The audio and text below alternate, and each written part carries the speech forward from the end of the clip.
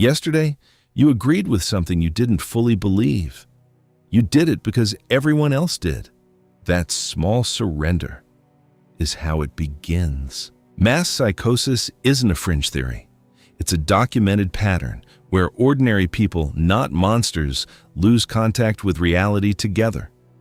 Over the next few minutes, we'll trace the 4 stages of how a sane society goes mad and how to tell if it's already happening around you. The quiet surrender. Mass psychosis doesn't start with extremists. It starts with normal, decent people quietly agreeing with things they know aren't true, just to fit in.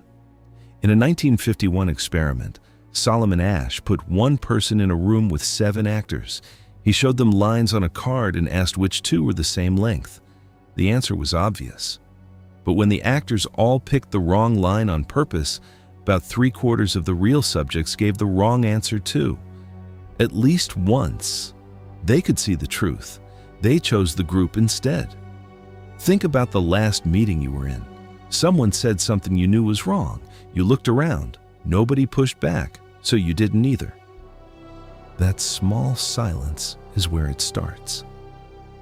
A society doesn't lose its mind in one day. It loses it one swallowed sentence at a time. And once enough people are silent, something starts to fill the air. The manufactured enemy. Every mass psychosis needs an enemy, a face for the fear. And once you have a face, you stop asking questions and start picking sides. In 1928, Edward Bernays wrote a book called Propaganda.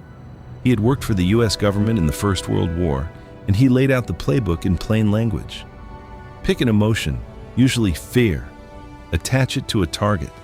Repeat it through trusted voices until people think it's their own idea. He called this the engineering of consent. The phrase wasn't a warning, it was a manual. Watch how you feel after 30 minutes of news. Not informed, alert, a little angry. Sure who the problem is? You didn't decide that. Someone built it for you, one headline at a time. Fear is a tool. And once a population is afraid of the same shadow, the next part happens almost by itself. The contagion effect. Panic isn't logical. It's contagious.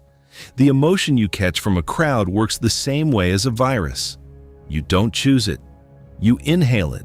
In 2014, a team at Facebook and Cornell ran a study called Emotional Contagion. They quietly changed the news feeds of nearly 700,000 users. Some saw more positive posts, some saw more negative ones.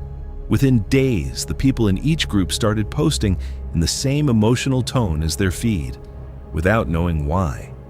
Mood, it turned out, was catching, even through a screen. Notice your mood after an hour of scrolling, heavier, sharper, maybe angrier at people you've never met. You weren't reasoned into that feeling. It was passed to you, post by post, by a million strangers. When everyone is feeling the same thing at the same time, something stranger happens. People stop being present in their own lives. The Sleepwalkers Among Us.